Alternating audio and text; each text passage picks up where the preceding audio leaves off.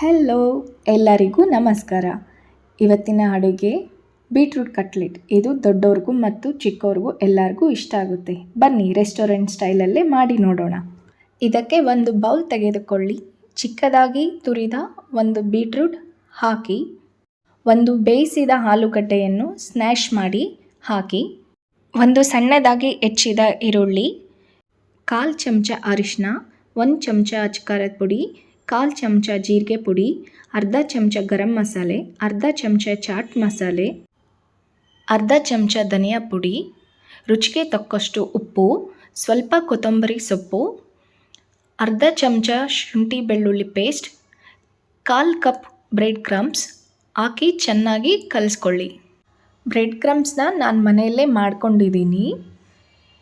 ಬೀಟ್ರೂಟ್ನಲ್ಲಿ ನೀರಿನ ಅಂಶ ಜಾಸ್ತಿ ಇರೋದ್ರಿಂದ ಇದಕ್ಕೆ ನಾವು ಎಕ್ಸ್ಟ್ರಾ ನೀರು ಹಾಕೋ ಅವಶ್ಯಕತೆ ಇರುವುದಿಲ್ಲ.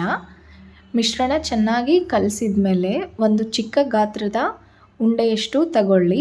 ಇದನ್ನು ನಿಮಗೆ ಬೇಕಾದ ಆಕೃತಿಯಲ್ಲಿ ಮಾಡ್ಕೋಬೋದು. ನಾನಿವಾಗ ರೌಂಡ್ ಶೇಪ್ ಮಾಡ್ತಾ ಇದ್ದೀನಿ. ಇದು ತುಂಬ ದಪ್ಪನೂ ಇರಬಾರ್ದು, ತಿಳುವೂ ಇರಬಾರ್ದು. ಈ ಥರ ಅಷ್ಟು ಮಿಶ್ರಣವನ್ನು ಮಾಡ್ಕೋಬೇಕು. ಒಂದು ಬಟ್ಟಲಲ್ಲಿ 2 ಚಮಚ ಕಾರ್ನ್ಫ್ಲೋರ್, 1 ಚಮಚ ಮೈದಾ ಹಿಟ್ಟು, ಅರ್ಧ ಚಮಚ ಪೆಪ್ಪರ್, 1/4 ಚಮಚ ಉಪ್ಪು, ಅರ್ಧ ಕಪ್ ನೀರು ಹಾಕಿ ಚೆನ್ನಾಗಿ ಕಲಿಸ್ಕೋಬೇಕು. ಕಾರ್ನ್ಫ್ಲೋರ್ ಇರೋದ್ರಿಂದ ಗಂಟು ಆಗ್ತಾ ಇರುತ್ತೆ. ಇದನ್ನು ಚೆನ್ನಾಗಿ ಮಿಕ್ಸ್ ಮಾಡ್ಕೋಬೇಕು. ಲಂಪ್ ಫ್ರೀಯಾಗಿ ಮಿಕ್ಸ್ ಮಾಡಿ. ನಾನಿಲ್ಲಿ ರೆಡಿ ಮಾಡಿ ಇಟ್ಕೊಂಡಿರುವಂತಹ ಪ್ಯಾಟೀಸ್, ಕಾರ್ನ್ಫ್ಲೋರ್ ಮಿಕ್ಸ್ಚರ್ ಹಾಗೂ ಬ್ರೆಡ್ ಕ್ರಮ್ಸ್ನ ಇಟ್ಕೊಂಡಿದ್ದೀನಿ. ಪ್ಯಾಟೀಸ್ನ ಕಾರ್ನ್ಫ್ಲೋರ್ ಮಿಕ್ಸ್ಚರಲ್ಲಿ ಚೆನ್ನಾಗಿ ಡಿಪ್ ಮಾಡಿ ಬ್ರೆಡ್ ಕ್ರಮ್ಸಿಂದ ಕೋಟಿಂಗ್ ಮಾಡಬೇಕು. ಈ ಥರ ಮಾಡೋದ್ರಿಂದ ಕಟ್ಲೆಟ್ ಕ್ರಿಸ್ಪಿಯಾಗಿ ಬರುತ್ತೆ.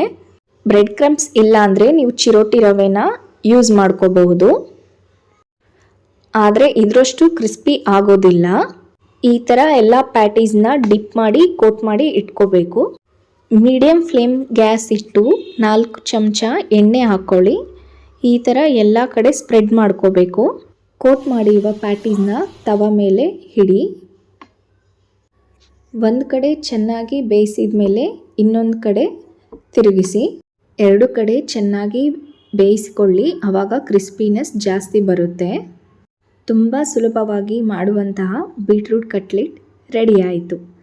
ಈ ರೆಸಿಪಿ ನಿಮಗೆ ಇಷ್ಟವಾದಲ್ಲಿ ನನ್ನ ಚಾನಲ್ಗೆ ಲೈಕ್ ಮಾಡಿ, ಶೇರ್ ಮಾಡಿ ಹಾಗೂ ಸಬ್ಸ್ಕ್ರೈಬ್ ಮಾಡಿ. ಪಕ್ಕದಲ್ಲಿರೋ ಬೆಲ್ ಐಕನ್ನ ಒತ್ತಿ. Thank you.